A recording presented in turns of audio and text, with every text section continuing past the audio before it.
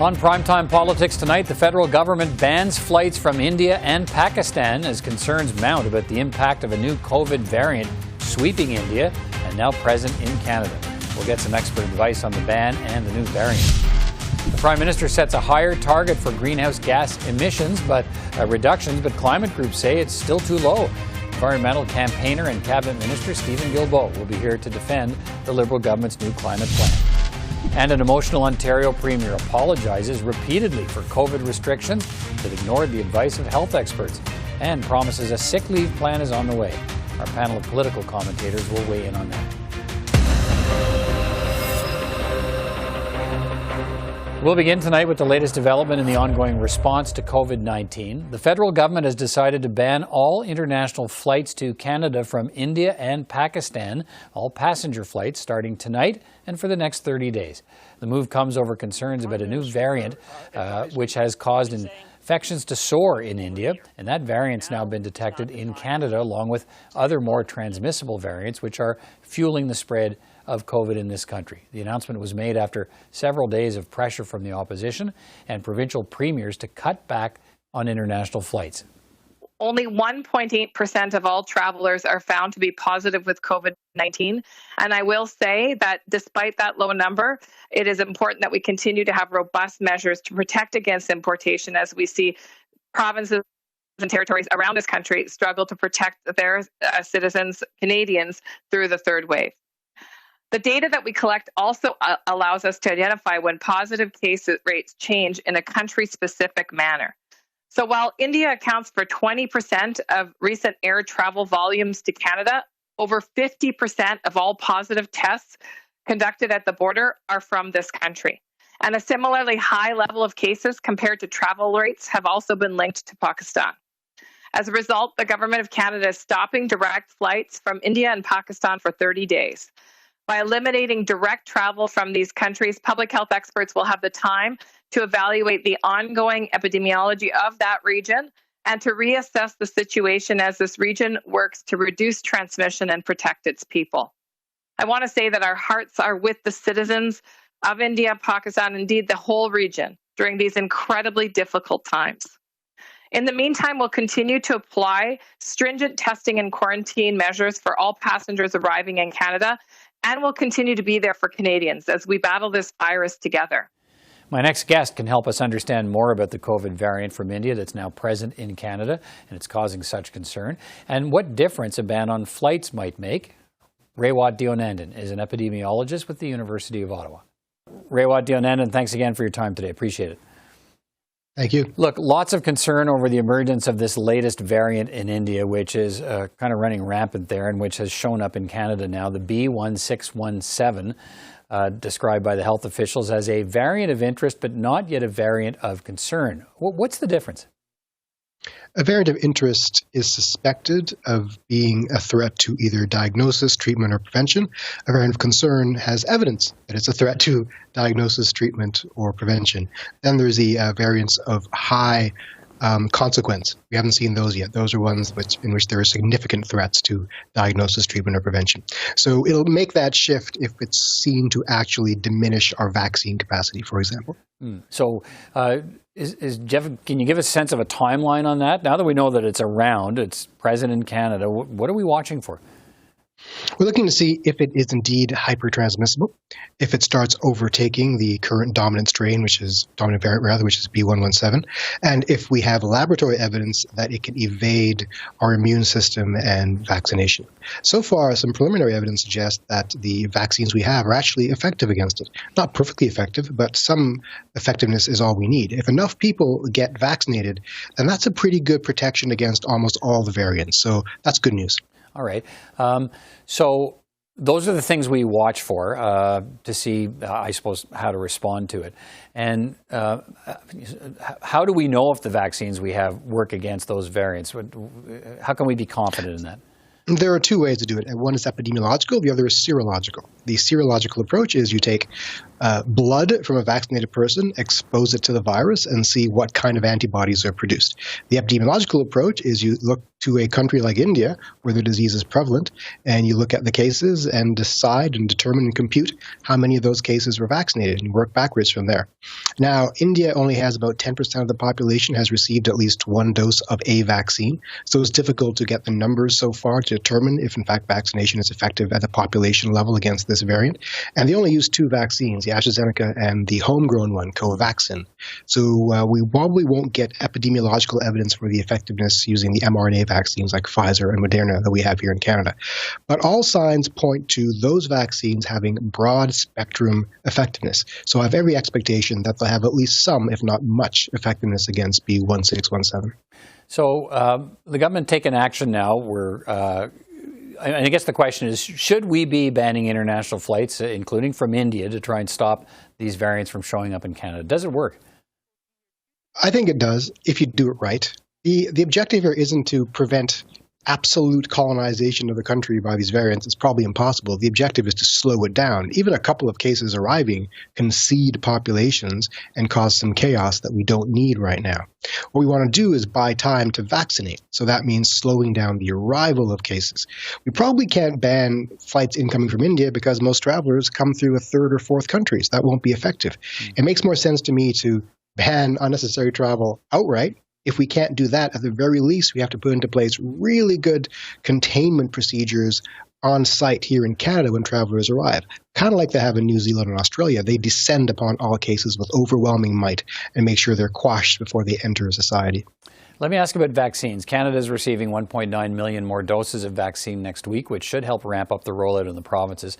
Doses coming from Pfizer, Moderna, and Johnson & Johnson. But given that our AstraZeneca supply comes from India, it's being delayed now while India tackles the outbreak in that country, and it's not clear when we'll get more AstraZeneca doses. How big of a setback could that be?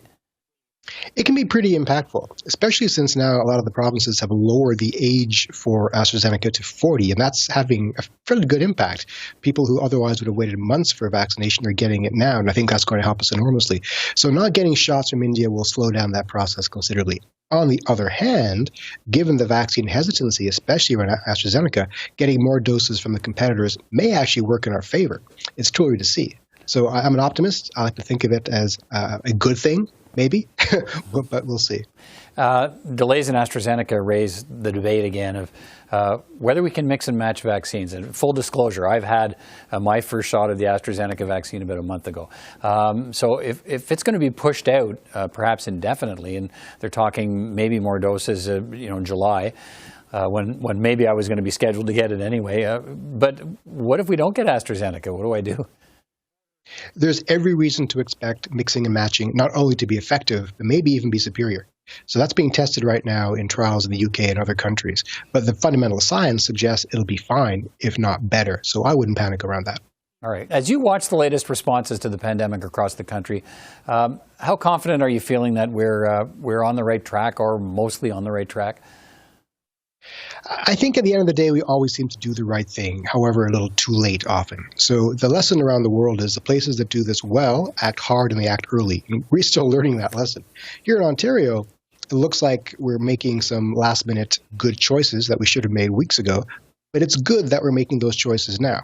And so new modeling suggests that we might be seeing the peak right about now. So unless we really screw things up, which is always possible, we're on the ramp to improvement. It just means we have to tolerate a couple of months of hardship, and then that ramp to normal is joined, and maybe we never get off it ever again. So I'm optimistic because we have an exit ramp, and that exit ramp is vaccination. So we have to buy time to get more jabs into more arms. All right. Raywat Deonandan, as always, great to get your thoughts tonight. Thanks for joining us. Thank you very much for having me. The Liberal government has set a new, more ambitious national target for cutting greenhouse gas emissions. After failing badly to meet every previous target, Canada's latest goal is a 40 to 45% cut in emissions levels below what they were in 2005 by 2030. That replaces the previous target for emissions cuts of 30%. The Prime Minister announced the new target today at a virtual summit hosted by U.S. President Joe Biden. Our new climate target for 2030 is to reduce our 2005 emission levels by 40 to 45%.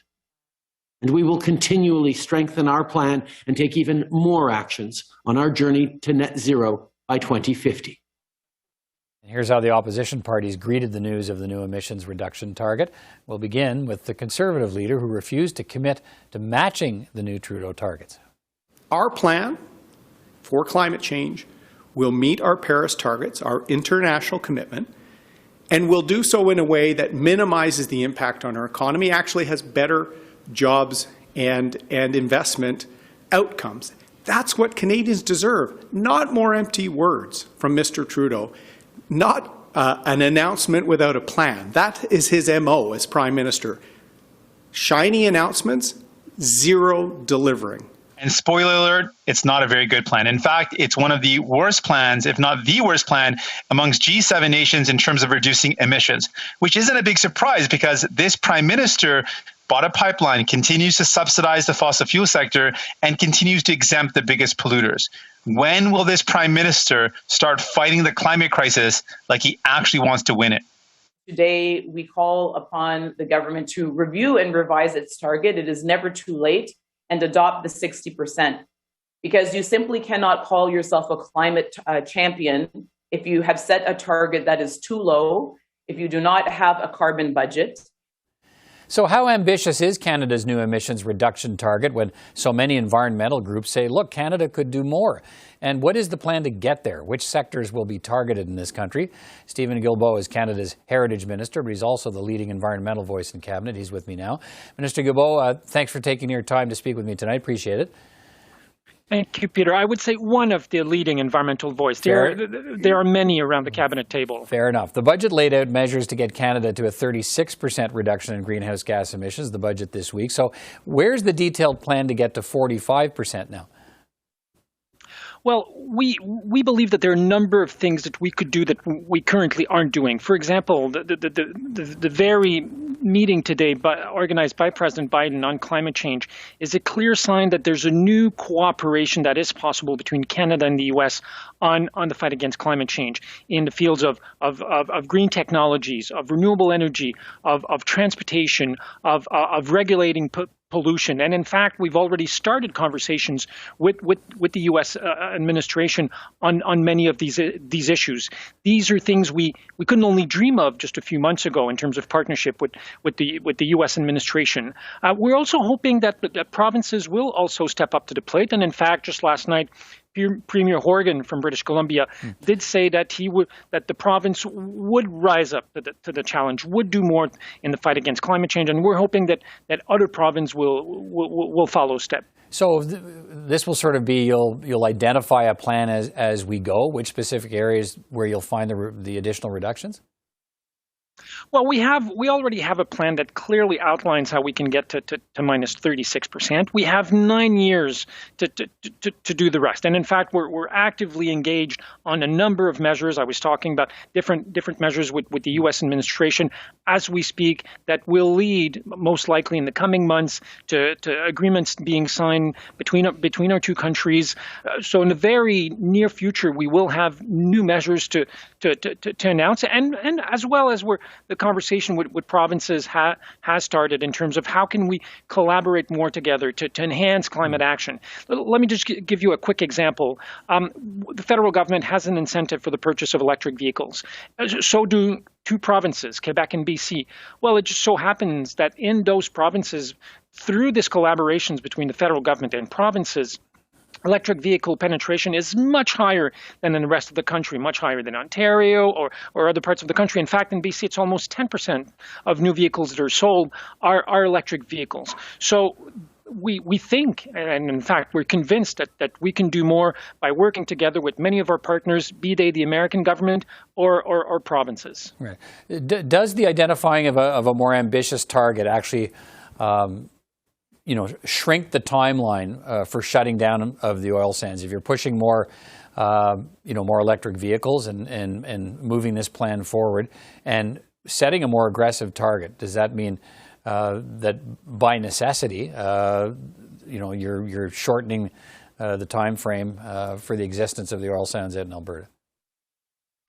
Well, clearly, as we become more ambitious here in Canada and everywhere around the world on issues such as electric transportation and public transit, I mean, Canada, the federal government is making record level investment in more than 1,000 transit projects across the country, in Quebec and BC, in Alberta and Ontario. As we continue doing that, obviously the demand for oil here and abroad will lessen. But what is important to us is that this transition is made fairly, and that we work with companies, with workers, with trade unions, with communities to map a path forward so that no one is left behind as we move away from an energy system that has been dominant over the last 2 centuries to something new. Let me ask you about the federal carbon tax. Will it remain at a ceiling of $170 a ton in 2030, or will it have to rise even higher than that to reach this new emissions reduction target?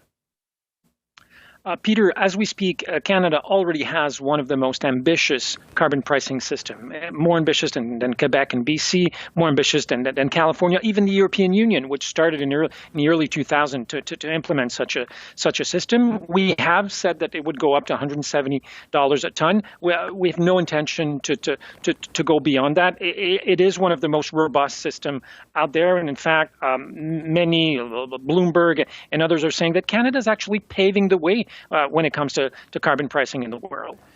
To be clear, Canada's new target is still well below the U.S. target of 52% reduction in greenhouse gas emissions, the UK target of 78%, but that's compared to 1990 levels.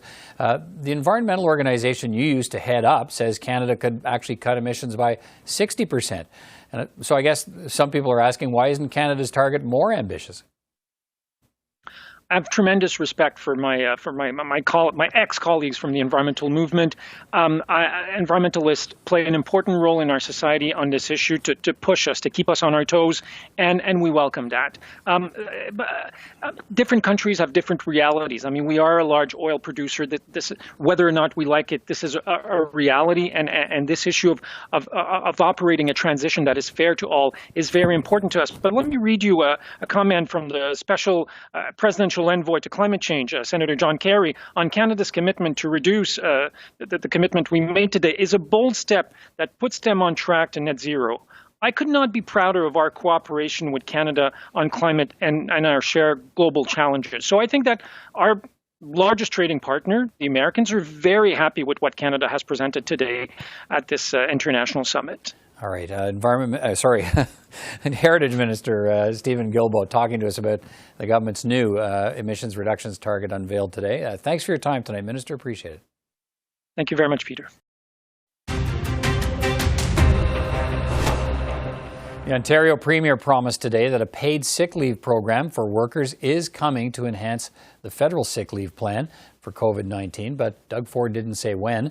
An emotional Premier Ford did deliver multi-mea culpas for some recent restrictions in the province that caused such anger they were withdrawn. Doug Ford did that from his late mother's backyard today because he's isolating at her home after being exposed to a staff member who tested positive. I know we got it wrong. I know we made a mistake. And for that, I'm sorry, and I sincerely apologize. So please know everything I've done during every briefing, every phone call, every decision, and every press conference, I've done my absolute best. I put my heart and soul into keeping that commitment to protect, support, and guide this province through some of the darkest days in our history. To never stop working until we put this pandemic behind us forever. Well, let's bring in our panel of political commentators now, joined this week by Liberal commentator Susan Smith, Conservative commentator Tim Powers, and NDP commentator Farouk Karim. Good to see you all. Thanks for being here.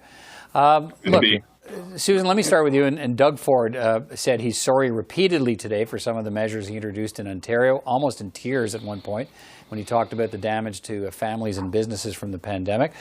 But he's facing attacks from his own science advisors. The hospitals are at the breaking point in Ontario. What's happening in this province?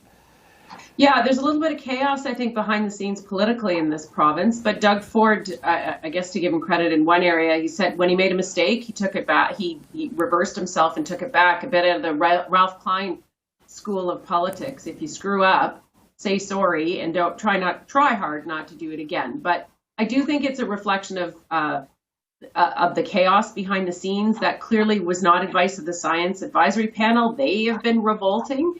So he's trying to get a handle on things. It seemed like a knee-jerk measure that wasn't grounded in anything beyond optics and didn't help people. It just upset people. And where he needs to take the measures, and we're still waiting for the measures to be taken, is to close more non-essential business so that people can stay home and paid sick days. Yeah, the paid sick days, which he says he needs to piggyback on top of a federal plan that he says isn't working.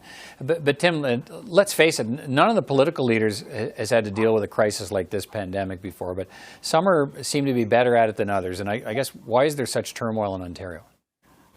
Well, I think, look, give him credit, as Susan said, for apologizing today. That's the first step of him trying to rebuild. He's been, our polling at Abacus, other polls show that this has had a pronounced impact on his negative ratings. They're very high. They're higher than they've ever been. I don't know why he's having difficulty right now, because in fairness to Premier Ford, in the early days of the pandemic, he and the other leaders all seem to be working in harmony and making better decisions than they have been in the last few weeks. From what I see and what I read and what I hear, I think there's competing interests that are impacting Doug Ford's decision-making process, whether that's some of his rural-based cabinet, some of his political team versus his governing team, and then his science team. I think Doug Ford does well when he decides that he's going to take a particular direction, and as opposed to trying to appease a whole bunch of different entities. I think he's got to try and find his mojo. Look, again, the partisan stuff aside, it's not in Canada's interest or Ontario's interest to have the Premier struggling to the degree that he is right now in this crisis. Let me bring in you, Farouk. There's now this open fight between the Premier and his science table. We touched on that, or the provincial response. That has a tendency to undermine public confidence in the direction that a government's taking on behalf of the public safety of its people. What do you see happening here in Ontario? The first ammunition that our leaders have in a pandemic and a national crisis is trust. It's important that the people follow and trust the decision maker and the decision leaders, and that's where Mr. Ford is in trouble. I'm not against him saying sorry. I think it's better to say sorry than just to be and stay on the same route, right? But more than saying sorry, we need a new action, new measures, and just on the paid sick leave. I think Mr. Ford is a bit victim of his ideology and not being pragmatic on this, because he keeps on saying, yes, I want to do this, but there's already a federal program. We don't want to double the labor on this. But I remember a few months back when there was problems at the border, he didn't hesitate to send Ontario people at the airport. So he didn't mind doubling down there. So on the paid sick leave, it makes sense to make people stay home if they are sick. If people have to choose between their health and putting food on their table, they're going to go and get the food to put the food on the table. That's clear. Yeah. So we need new measures beyond the apology, and we need to face the fact that when you keep on saying that government is the bad and is in the way of public good, well, what it does is people lose confidence, and leadership is elected, especially on the right wing of the spectrum, not trusting government. And when we need government, they're not able to use it appropriately. Okay, let me switch. The federal government banning international flights from high COVID spread areas, including India. Doug Ford and other premiers have been calling for that for some time now. These flights are carrying some infected travelers. Health Canada says about 1% of arriving passengers are testing positive. Britain and Hong Kong have already banned flights from India. Now the Canadian government following up on that. But we still don't have tests of essential workers crossing the border into Canada, not even rapid tests. Susan, do we have a coherent border plan in this country right now to deal with COVID? I think you can't have a one-size-fits-all plan, Peter. You have to examine each situation as it arises. So temporary bans on flights from certain countries, I think, is a good idea. It's the right thing. It's based on science and evidence. Perhaps doing better and faster border screening is a way to go. We've got to get that done based on science and evidence. Are the people crossing the border back and forth in trucks, or nurses in hospitals, are they bringing COVID back and forth? I presume they're getting tested in some cases at their workplaces. But I think you can't have a one-size-fits-all attitude. You really do have to look at each of the scenarios from a broad scope and make a decision based on evidence for that. Tim, what's your view on this? The banning of flights is a good thing. It should have perhaps happened a little earlier, in line with the British and other nations that have done that. So the government will get a little bit of stick around all of that. It should only be temporary, but it needs to happen. I mean, I'll say this with the greatest of self-interest: some of us can't even fly to different parts of this country, or if we do, we're subject to extreme measures, which are right, because of COVID. So we have to take the same approach with the flights. On the land borders, Peter, to your question to Susan, sure, there needs to be a difference, but there needs to be a vigilance and a consistency, because there's equally a data that's coming through saying, people are unfortunately carrying COVID-19 as they come through. So that needs to be tightened. It needs to be tightened, respecting we still need a commercial link, but we need to do better at that as well, too. All right, let me hear from you on this, Farouk. Yeah, I think it makes sense if the science is there. But as for previous debate on borders, let's not put too much emphasis on it, because if the virus is already in the country, I mean, there's no point, right? We need to focus on that. Additionally, on the border, let's not keep in mind that there's also political game between federal and provinces in there, and that's underlying the blame from each side. So let's stick to science and make sure we get out of this pandemic. How so? What's the game you think they're playing on the border? Because the border is a federal jurisdiction, and when some premiers on the provincial side are in trouble, let's say like Mr. Ford, they like to put it back on the federal level, saying that it's his problem, like he was saying we don't have enough vaccine, which is true, but there's also additional problems on the provincial side that he should focus on. All right. Look, time is short tonight, but appreciate your perspectives. Good to talk to you again, and we'll talk to everybody soon. Take care. Thank you. Thank you. And that's all the time we have for Primetime Politics tonight. I'm Peter Van Dusen from all of us here at CPAC. Thanks again for watching. Till next time.